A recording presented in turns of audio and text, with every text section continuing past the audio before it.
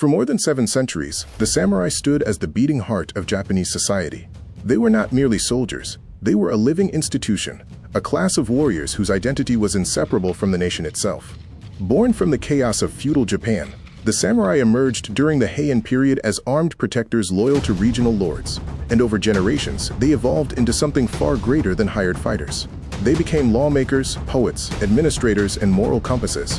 Their code of conduct, Bushido, the way of the warrior, shaped everything from how a man greeted his enemy to how he chose to face his own death. To be a samurai was to carry an entire philosophy in the scabbard at your side. The foundations of samurai culture rested on principles that Western chivalry might recognize from a distance, but could never fully match. Honor above survival, loyalty above personal gain, mastery of the sword, the bow, and the horse, not merely as combat tools but as spiritual disciplines. A samurai trained for decades to perfect a single cut, and that devotion was understood as a form of worship, of one's lord, one's ancestors, and one's own highest self. The katana was not simply a blade. It was the soul of the warrior made tangible, and to draw it without purpose was considered a moral failure as much as a tactical one. Yet this ancient world was already crumbling, long before the first Western warships appeared on the horizon. The Edo period under the Tokugawa shogunate had brought unprecedented peace to Japan, more than 2.5 centuries of enforced stability that slowly hollowed out the warrior class from within. With no wars to fight, samurai became bureaucrats and scholars, their swords rusting in ceremonial scabbards. The very peace they had helped create was quietly making them irrelevant. By the time the outside world came knocking, the samurai were already a class in search of a purpose, armed with centuries of tradition but uncertain of their place in a changing nation. The year 1853 changed everything. Commodore Matthew Perry of the United States Navy arrived in Edo Bay with a small fleet of steam-powered warships, vessels the Japanese called black ships for their dark iron hulls and the thick smoke that poured from their funnels. The sight alone was enough to send shockwaves through the entire Japanese ruling structure. These were not wooden sailing ships that could be deterred by shore fortifications. These were machines of war operating on principles Japan had never encountered, and they carried weapons capable of leveling harbor defenses with ease. Perry's message was blunt: open your ports to trade or face the consequences. The treaties that followed, the Convention of Kanagawa in 1854 and the Harris Treaty of 1858, tore open Japan's centuries of isolation and exposed every weakness the shogunate had spent 200 years concealing. Foreign goods flooded in, foreign ideas followed, and with those ideas came a devastating realization among Japan's educated elite. The country was dangerously behind the rest of the world in military technology, industrial production, and governmental organization. The shogunate, which had built its legitimacy on the promise of stability and protection, had failed at its most fundamental duty. It had let the outside world in, and it had done so without firing a single effective shot. For the samurai class, this humiliation cut even deeper.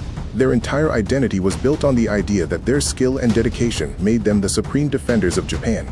Yet no amount of swordsmanship or horsemanship could have stopped Perry's cannons. The samurai had spent lifetimes perfecting arts of war that were, in a single afternoon's demonstration, rendered tragically obsolete. The realization did not come at once.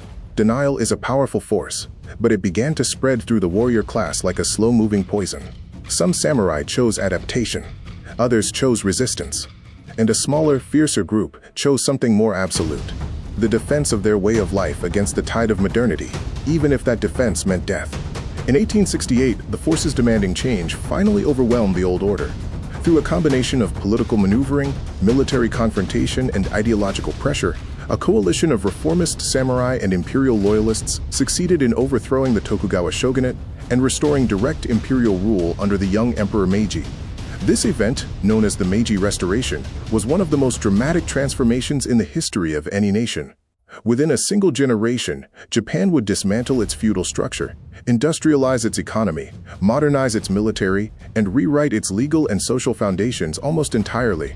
The architects of the Meiji government understood that survival in the New World Order required Japan to absorb Western technology and organizational methods at extraordinary speed. They sent thousands of students abroad to study engineering, medicine, law, and military science. They hired foreign advisors by the hundreds, German officers to redesign the army, British experts to rebuild the navy, French bureaucrats to help restructure the legal system. They built railways, telegraph networks, factories, and universities at a pace that astonished outside observers. The transformation was deliberate, systematic, and ruthless in its efficiency. And yet, buried beneath this rush toward modernity was a painful contradiction. The Meiji government had come to power partly through the support of samurai, who despised the shogunate's weakness. Many of those samurai had rallied behind the emperor, expecting that modernization would preserve their class, their privileges, and their identity. Instead, the reform struck directly at the heart of everything the samurai held dear. In 1871, the government abolished the feudal domain system that had sustained the warrior class for centuries. In 1873, it introduced universal military conscription, meaning that a farm boy with 6 months of training in a rifle could now wear the uniform of Japan's army alongside, or instead of, men whose families had bled for their lords across generations. And most symbolically devastating of all, in 1876, the government issued the Historoo Edict, formally prohibiting samurai from carrying their swords in public. The blade that had defined the samurai for 700 years was now forbidden on the streets of a modernizing Japan. No figure embodied the samurai's impossible position more completely than Saigō Takamori, the man history would eventually call the last true samurai. Born in 1828 in the Satsuma domain in southern Kyushu, Saigō had been one of the central figures of the Meiji Restoration itself. His military leadership and his enormous personal prestige had been critical to the emperor's victory over the shogunate. He was, by any measure, one of the founders of modern Japan, a giant of a man in both physical stature and moral authority, beloved by the people of his domain with a devotion that bordered on the religious. But Saigō's vision for Japan and the vision of the Meiji government's leading modernizers were fundamentally incompatible. Saigō wanted Japan to be strong, yes, but he wanted that strength to be built on the samurai virtues that he believed were the nation's true backbone. He was deeply suspicious of the wholesale adoption of Western customs, and deeply troubled by what he saw as the corruption and moral decay that came with rapid industrialization and the pursuit of commercial wealth. He clashed with government leaders over policy, most notably over the question of Korea, and eventually resigned from his government positions in 1873, returning to Satsuma in a state of dignified but smoldering discontent.